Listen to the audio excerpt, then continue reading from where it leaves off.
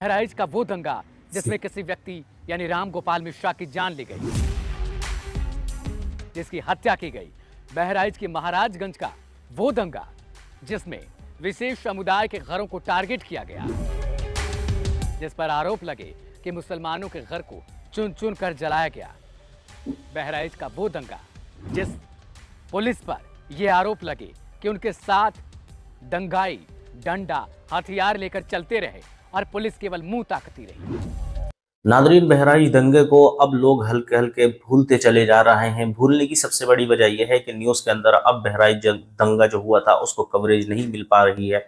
शुरू में तो ऐसा हुआ करता है कि 8-10 दिन इतनी ज़्यादा न्यूज़ दिखाई जाती है किसी भी दंगे के बारे में कि वहाँ ये हो गया, वहाँ वो हो गया, लेकिन अब हल्के हल्के इस पूरे मामले को शांत किया जा रहा है। लेकिन कार्रवाई अभी बहराइच के अंदर रुकी नहीं है। जी हाँ, अभी अभी न्यूज़ निकल करके सामने आ रही है कि बहराइच दंगे का जो स्टिंग ऑपरेशन किया गया था, उस ऑपरेशन के बाद में जो एक अलग रूप इख्तियार कर लिया था इस पूरे मामले ने, इसके चलते अब 29 पुलिसकर्मियों को लाइन हाजिर किया गया है और 2 आरोपियों को गिरफ्तार किया गया है, जिनका वीडियो आपने पहले देखा होगा। कार को तोड़ रहे थे, कार के अंदर आग लगा रहे थे, उन आरोपियों को भी गिरफ्तार कर लिया गया है।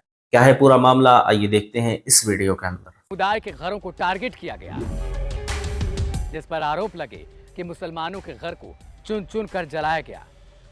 बहराइच का वो दंगा जिस पुलिस पर यह आरोप लगे कि उनके साथ दंगाई डंडा हथियार लेकर चलते रहे और पुलिस केवल मुंह ताकती रही। बहराइच का वो दंगा जिसमें तार तार होती रही इंसानियत। और इसी बहराइच के दंगे को हम लगातार अपनी क्राइम कथा में आप तक पहुंचा रहे हैं और आप सभी के द्वारा जिस तरीके से इस एपिसोड्स पर प्यार और प्रेम बरसाया जा रहा है, उसके कारण अब बहराइच में लगातार कार्रवाइयों का दौर चल रहा है।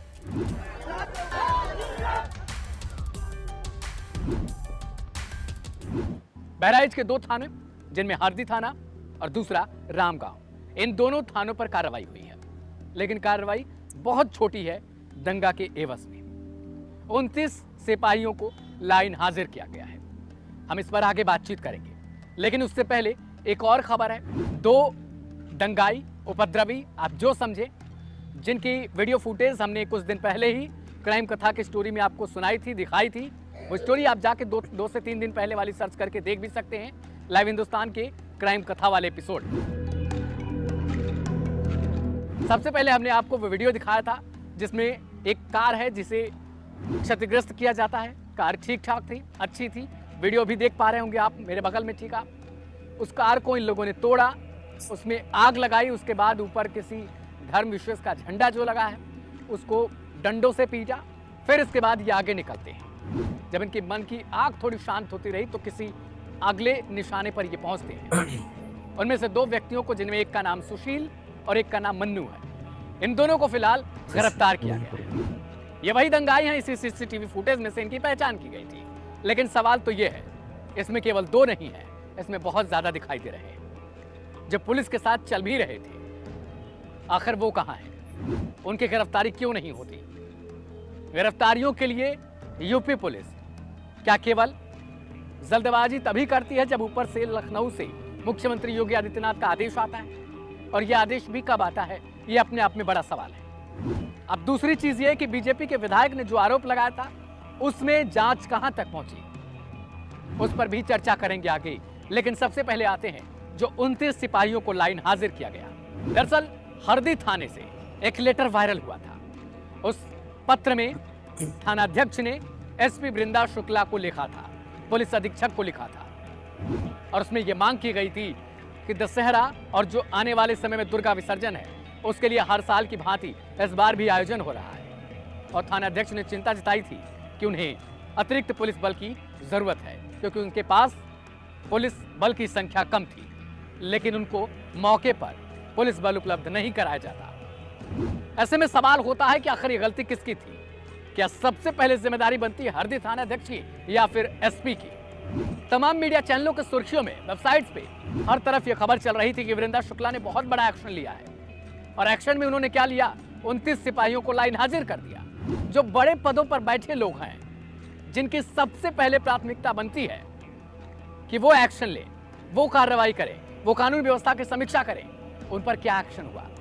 एक सीओ पर एक्शन हुआ, इसके अलावा एक थाना अध्यक्ष पर एक्शन हुआ, और बाकी छोटे मोटे जो सिपाही हैं उनको बलि का बकरा बना दिया गया। हालांकि जब मामला बढ़ता गया तब एसपी वृंदा शुक्ला ने यह बात कबूली कि नहीं, ये कार्रवाई नहीं थी।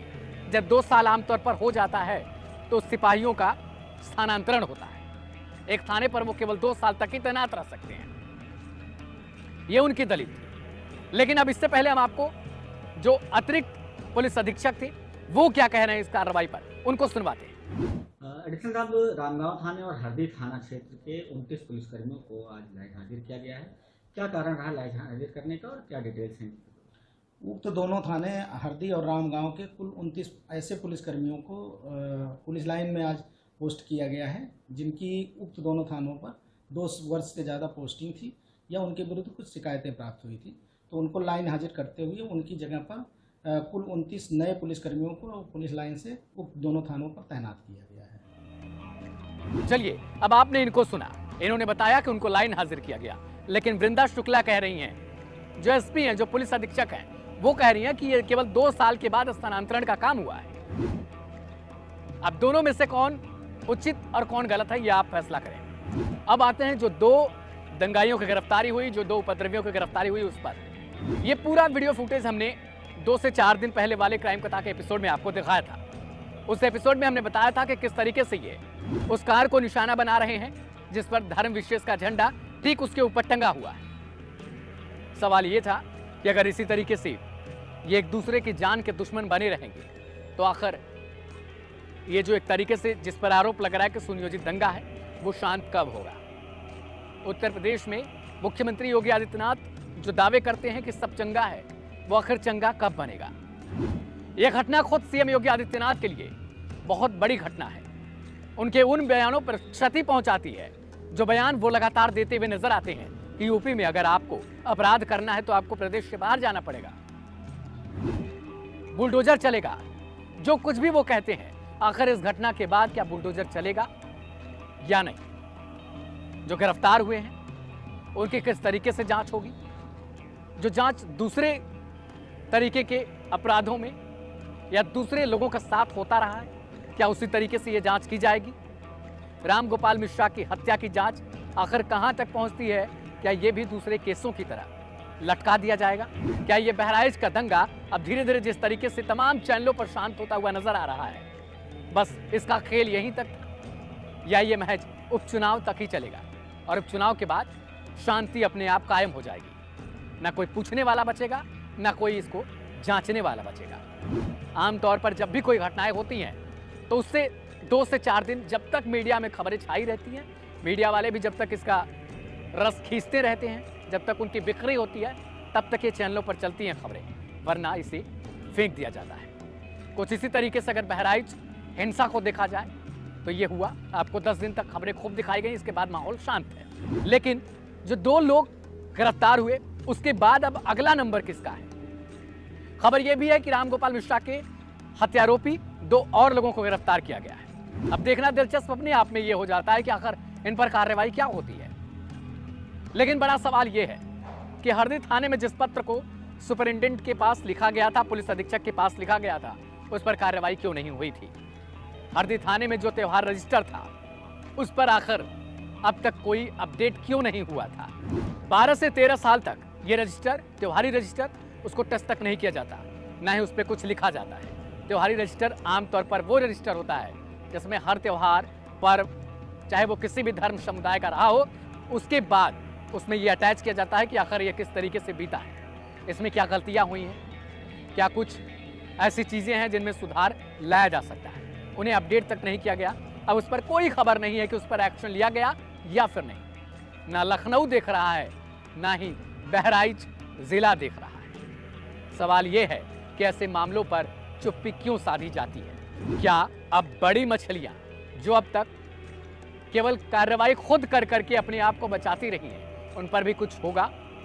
एसपी वृंदा शुक्ला ने ही कुछ दिनों पहले, यानी जब यह दंगा हुआ था उसके ठीक बाद, उन्होंने कहा था कि वह मुस्लिम इलाका था, जिसको लेकर उनको खूब ट्रोल किया गया कि आखिर भारत में मुस्लिम इलाका या हिंदू इलाका कैसे हो सकता है? जिस धर्मनिरपेक्ष देश की बात होती है वहां पर किसी का इलाका कैसे हो सकता है? इलाका जानवरों का हो सकता है, इंसानों का नहीं। और ऐसे शब्द अपने आप में बड़े उन्मादी और उत्पाती होते हैं, क्योंकि हमने देखा कि किस तरीके से जो डीजे पर गाने बजाए जा रहे थे उसको लेकर उत्पात शुरू हुआ कथित तौर पर। उसके बाद मामला कहां से कहां पहुंचता है, पत्थर चलाने, शीशी बोतल चलाने, तमाम आरोप लगते हैं। उसके बाद एक युवक जिसका नाम राम गोपाल मिश्रा है, जिसकी वीडियोस आप देख पा रहे हैं, वो किसी की छत पर चढ़ता है, झंडा उतारता है, दूसरा झंडा लगाता है और अंत में उसे गोली मार दी जाती है। हालांकि मामले की जांच चल रही है, लेकिन सवाल हमारा फिर से वही है कि आखिर बड़ी मछलियां कब फंसेंगी और उन पर कार्रवाई कब होगी, कब उन पर जिम्मेदारी तय की जाएगी। तो देखा आपने इस वीडियो के अंदर किस तरह से बताया जा रहा है कि बहराइच दंगे के बाद कार्रवाई तो अभी भी जारी है, लेकिन यूपी पुलिस और यूपी सरकार दोनों के ऊपर से अभी सवालिया निशान हटने का नाम नहीं ले रहा है। अस्सलामु अलैकुम व रहमतुल्लाह।